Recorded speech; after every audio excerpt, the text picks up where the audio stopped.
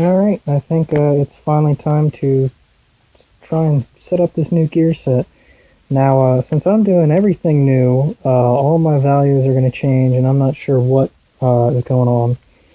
But when you get new gears, you're going to have to set them all up, and even with old ones, you got to make sure they still have the same contact pattern. But there's 4 particular settings that you have to worry about. The first one is pinion depth. So pinion depth is the depth that the pinion is away from the center line of the ring gear. So right here, these are going to be all set. I think it sits, probably sits something like this, something like that. So the pinion depth, this would be more pinion depth, this would be less pinion depth. It's how far the top of the head there is from the center line of the ring gear. And they usually have markings on them. If you notice, this one has a 13 and a 2.1, which is in inches, 2.1 inches pinion depth. I think the 13 is a marking number to make sure that they're the same as the other ring gear or something. That has a 13 there too. They're put together. You can't swap different rings to different pinions. They have to be the same matched set. And if you look at your old one, there might be writing on that one too. Now this one, at the top there, that's a +1. And then there's a G and I think a 7. And I think the G is something to do with when it was manufactured, and the 7 was the gear set to the other one. The +1 means that it's +1/1000th of an inch difference than the average pinion depth, or whatever the heck it would be called. The average pinion depth for my older Dana 35, I think, is 2.095 inches. And if you notice, this one is a 2.100, so that's a 5/1000th of an inch difference in pinion depth. This one is a little closer to the housing, or a little farther away from the ring gear. This one, since it's a +1, this one would be a 2.096 thousandths of an inch, I believe, because it's +1 from the base size. So if you have both pluses, then it'll be real easy, because you just subtract, or you subtract the old from the new, so it'd be like +1, and this is, if I did my math right, a +5. So you have a -4 thousandth of a shim decretion. So you'd subtract 4/1000th shim, which I don't know what the thickness of these is. I don't have a gauge that's properly accurate enough for that, so I don't know. You'll have to mess with that. But pinion depth, that's important for how it sits on the ring gear. The next part of the pinion is the pinion preload, and that is the resistance that the bearings have, like the actual drag that the bearings experience. When you just put it in there, it has basically a preload of 0 inch-pounds. And with the Dana 35s, they use crush sleeves. So this guy has a bulge on the outside that'll sit against this little shoulder right here. And when you tighten down the pinion nut, the outer bearing is going to crush that crush sleeve. And it takes a lot of force to crush these. This is like 200, 300 foot-pounds of torque. You got to crush it. But you're crushing that until the bearings are squeezed tight enough that they have 10 to 20 inch-pounds of resistance, which you have to measure with an inch-pound torque wrench, but you need a beam style, not a click type, so I had to order one of those because they're hard to find. So once you get your proper pinion depth and your preload, which is set at the end, you can only crush a sleeve once. If you have shims, you can do it over and over and over again. It doesn't matter. The next part on the carrier, you have carrier preload and carrier backlash. Carrier preload, you can't really measure. You just want to make sure that when you have to put the carrier inside the housing, that it's tight. So you want to add shims until you really got to beat it in with a hammer, but not so much you distort the shims. The last one is backlash, and that is how close the ring gear is to the pinion, like left and right, up and down, or just left or right, I guess.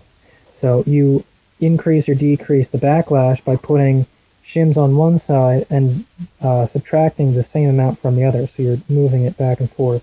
You want a kind of tight backlash, but not so much that they tear themselves up. And you measure that with a dial indicator. So you have a dial and a little needle and a magnetic base. And you put that, you set it all up, and then you measure how much this thing clicks back and forth with the pinion held in place. And that tells you your backlash. The backlash is something little I'll have to look up the exact measurements, but it's like 0.9 thousandths to 0.7 thousandths of an inch backlash movement back and forth. So those are your four main things that you're trying to set up: is the two preloads, your backlash, and your pinion depth, and that is achieved with shims. So there's fancy math you can do and all kinds of stuff, but really, no matter what you do, you're gonna have to find out once you put it all back together what's going on. So I'm probably gonna have to take this apart a bunch of times. So I made something called setup bearings. I bought 10 Timken bearings for the new stuff, and my old stuff had Timkens on them. So I turned these into setup bearings. For my outer pinion bearing right here, I grounded the inside down so that it easily slides on and off. It just kind of goes on there. It's a little tight, but it takes forever to fucking grind these down, but it's loose enough that I'll be able to pop that on and off pretty easily. The other part is I took the old race and I grinded the outside of the race down so the race will fit in the housing.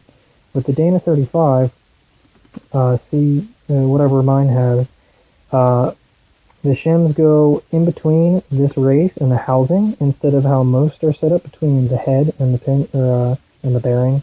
So instead of pulling my bearing in and out, I got to pull my race in and out, which is a pain. So since these have the same height as the other ones, they weren't worn out too much.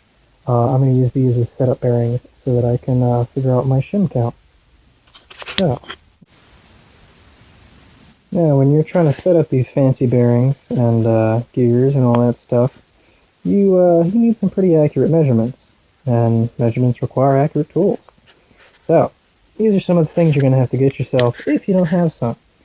You're going to need yourself a micrometer, which is one of these guys. This here is a caliper.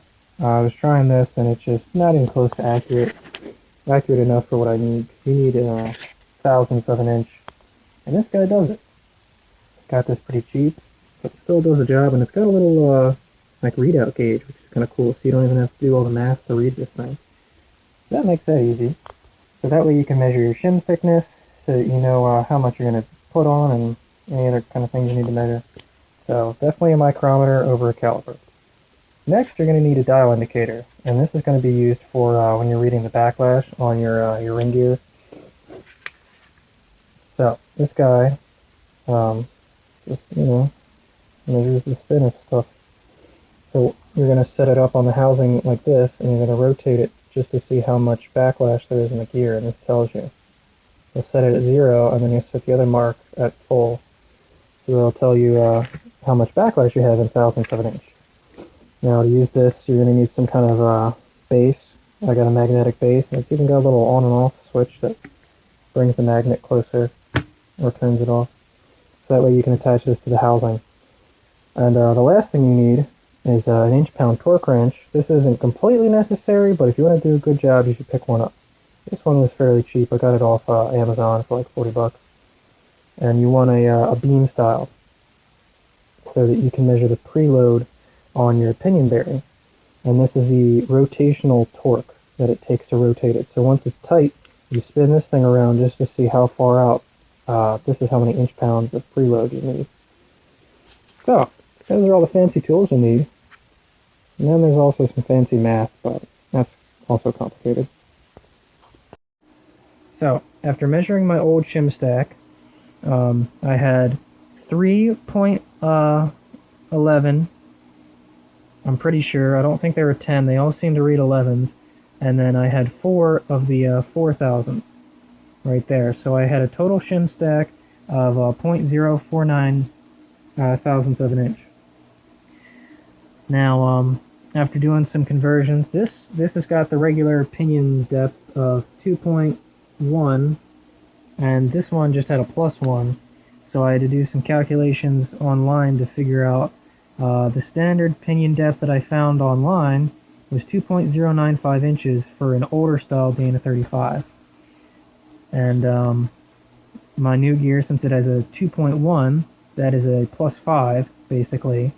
And since my old one was a +1, I'm guessing that that's what that was. And after doing the math right here, I'm going to subtract 4 thousandths of an inch from this to get that. So my new shim depth our stack should be 0.045. Now, when you make your shim stacks, you should use the biggest shims possible. So I'm going to use 4 10s and a 6. There's no odd numbers that I have, and I'm just going to go a little over instead of a little under. So I'm going to do a 6 instead of a 4.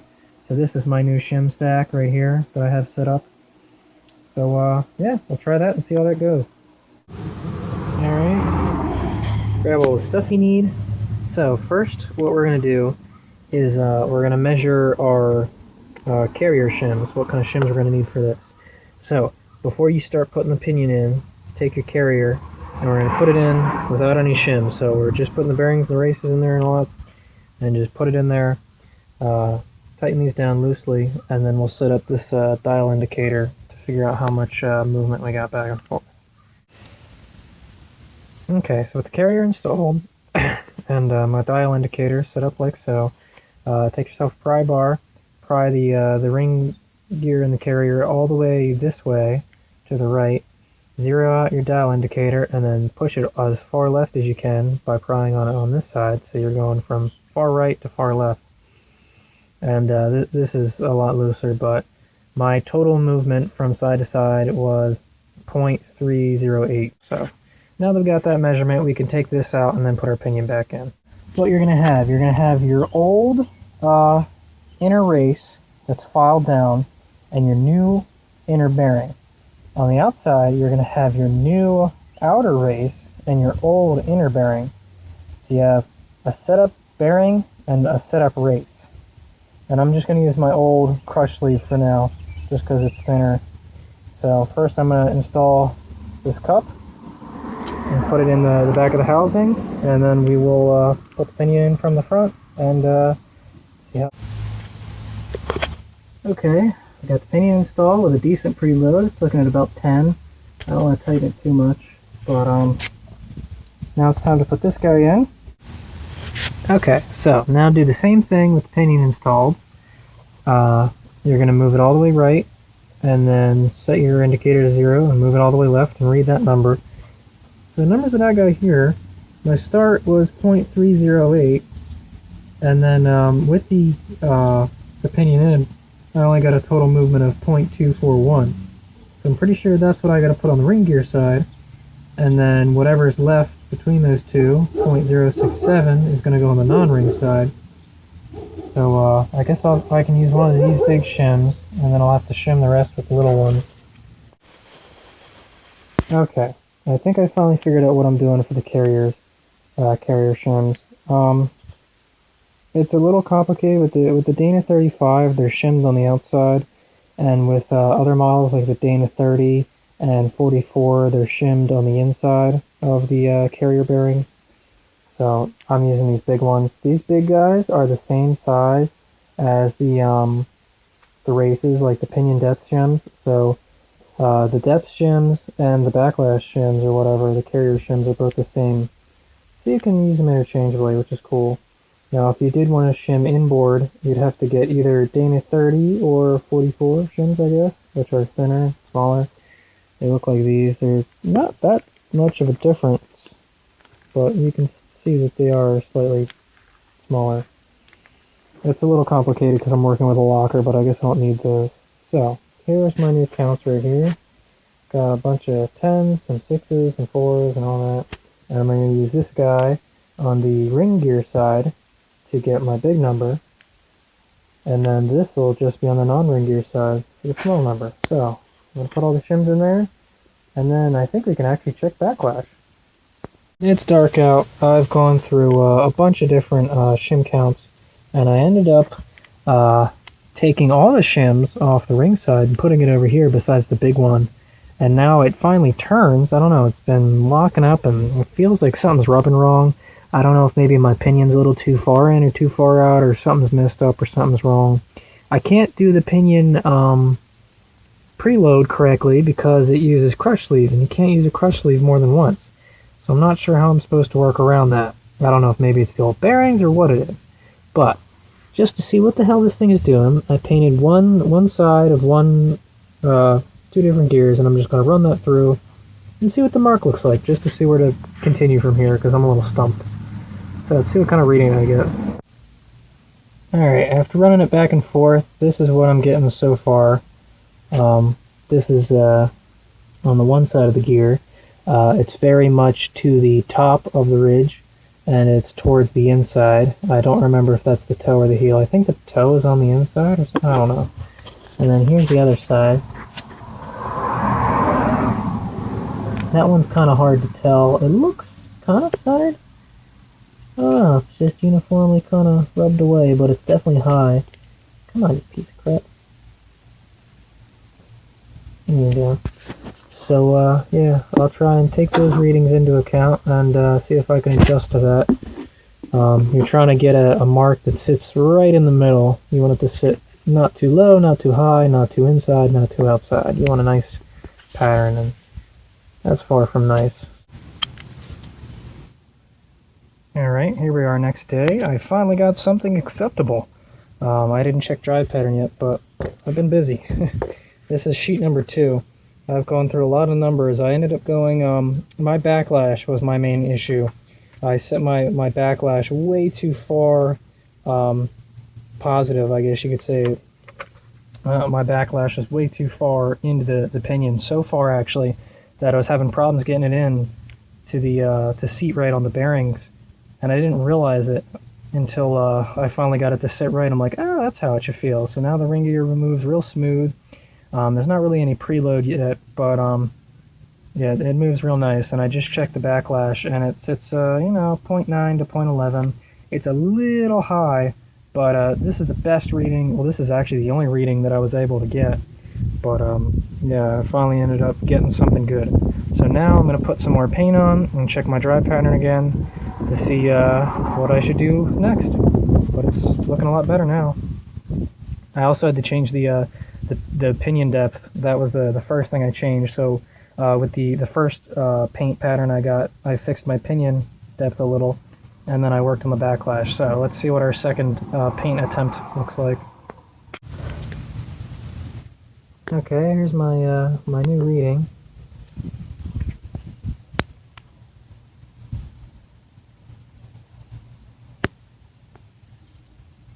That's the one side right there. If you'll notice, it's about centered.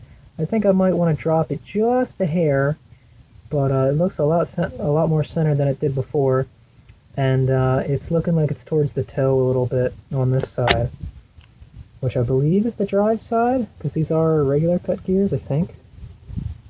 And then here's the other side, the coast side, I believe, if that's the drive side. The other pattern right here, this one is a lot more heel. That one seems to be just about centered. Maybe drop that one down a little hair too. So I don't know, I'll have to figure out what that means when the patterns are backwards like that, if that's okay. But that's what I got so far. Okay, after lots and lots and lots of adjusting and trying and this and that and looking online, I can't get the pattern that I would like. So after setting this up about 25 times with only about 16 results that actually worked, here's my drive side right here. So if you notice, the pattern is way far to the toe. It's not even close to center. And I've tried and I've tried. I've tried this and that and all kinds of shit. And I cannot get a good toe pattern for the life of me. So it's not working out. I don't know what to say. But apparently the toe and the heel doesn't matter that much. I figured, on the drive side you'd want a good pattern because that's where all the torque's going, but apparently from what people say online, and even some really good write-ups and whatnot, it doesn't really matter that much. Here's the coast. Coast is damn near perfect. It looks a little low, but then when you look at it from the halfway point, it almost seems a little high. I don't know. That doesn't look terrible to me. It looks pretty centered, both towards the top and the root, and also heel to toe. It looks like maybe it's favoring the heel just slightly, but no biggie. So, yeah, all that they really say is to make sure that your pattern is in the middle of the root in the face, or whatever you'd like to call it, and that your backlash, your actual back and forth backlash is decent, which mine is a little tight right now. Mine's about like 0.003, 5, and I'd like it to be a little more, but this is what I got so far. This is my current setup. I've got 79 thousandths of pinion shim. I've got 176 on the non-ring gear and 128 on the ring gear. I think I'm gonna bring it towards this, I'm gonna open the backlash up a little bit because that's a little tight. And then I'm just gonna put the new bearings in and say forget it, because I can't get a good pattern. So that's the best I'm gonna get. Okay, so here we are with all new everything. We got the shim counts. I cleaned them all up and I found out that they came a little short because there was a little bit of dirt and crap in there, so I added 4 thousandths to each side. It seems okay. It still kind of slides in there, but there's no way I'm going to be able to put this in here tight without bending the shims. So I don't know. But reading the pattern looks, you know, good enough, whatever. So my final drive pattern sits about there. And my final coast sits about there. Now that I got the new bearings in, it does seem a little lower, but it's still not really into the heel. It could be slightly higher, but I honestly don't really care. It's good enough. So I'm going to put the new nut on there now and take all this apart and torque the crush sleeve down to 25 inch-pounds of rotating torque. So in order to get a correct and accurate reading, you're going to have to take this whole carrier out again. Woo. Take that out. And if you notice, I have a really big pipe on a breaker bar, and I have another smaller pipe on a one of them guys. So I'm going to set that up on the yoke and torque that down. Go very slowly, because once the nut finally, or the crush sleeve finally starts to crush, you'll know. I ran the nut on with an impact gun, and there's a point when it just stops. That's when you finally contact the crush sleeve. Then you do it by hand. But again, to get an accurate reading, you got to take this all out. So let's do that. Alright, just to give you an idea of the process. Once you're finally happy, you're going to install the new oil steel, put the new nut on there. Now, you see I got a pipe wrench and a pipe so that it contacts the ground. I have a wire wrapped around it because the pipe wrench keeps fucking falling off. And that doesn't fall anymore. I got a breaker bar and a long pipe. And what you're going to do is turn that nut about an 1/8 turn, take it all apart, and then use your torque wrench to see your rolling resistance. And you're going to keep going until, if you have new bearings, you want 20 to 25, I think, inch-pound rolling resistance. Alright, it's going to be hard to show you, but I was moving in 1/8 turn increments, basically however much room I had from the pipe going from the bottom until it hit my suspension. That was about 1/8 of a turn. It doesn't take much. Once you finally hit the crush sleeve and you start crushing it, the preload will go up quickly. You know, a half turn would probably increase you 20 foot-pound or 20 inch-pounds. So be careful. Now, you don't want to start. You don't want to look at the initial resistance to see how the initial resistance goes up. You got to look once it starts spinning. So I'm floating at about 20, 25, a little less. I don't feel like setting it up again, but that's about 25. And you want 25 inch-pounds of rotating torque on new bearings. Actually, that looks a little more like 20. I don't know. Maybe I'll give it one more hit. Actually, want a 20, 25. Alright, I'll give it one more hit. But, yeah. As you can feel, it's tight. If you want to try and do this by hand, you want to make that kind of tight. It turns. Make sure that the bearings are lubed so that you still get a good reading. But it is tight. So, yeah, a little tighter than that. One more, and then we're good on the back. Okay, now it's time to put your diff cover back on. Clean the inside of the diff cover, clean both mating surfaces, and then decide whether you're going to do a gasket or just put some sealant in there. Honestly, the gasket costs about the same as a tube of sealant would, and if you ever have to take your fluid off, which since we put new gears in, we're going to have to change the fluid after 500 miles to get all the metal shavings and anything that wore off the gears out, I definitely recommend gasket. I started off doing sealant, and once you have to take a sealed gasket cover off, you're going to go regular gasket every time, because that sealant's a pain in the ass to clean off, it's a pain in the ass to take apart, and it sucks. The gasket, you zip on, you zip off, you're done. There's no drying, there's no waiting, there's no hassle. There's barely any scraping either. So I definitely recommend getting yourself a gasket. Throw that shit on there. Tighten your bolts in a star pattern, or, you know, alternating. You go from the bottom, then the top, then ding, ding, ding, ding, ding, ding, ding, ding, and don't work your way in a circle. You want to go alternating sides, you know? So, there you go. Gasket cover. Now, once the axle tubes are in there, we're all sealed up, we can fill this dude up with fluid and break in those new gears.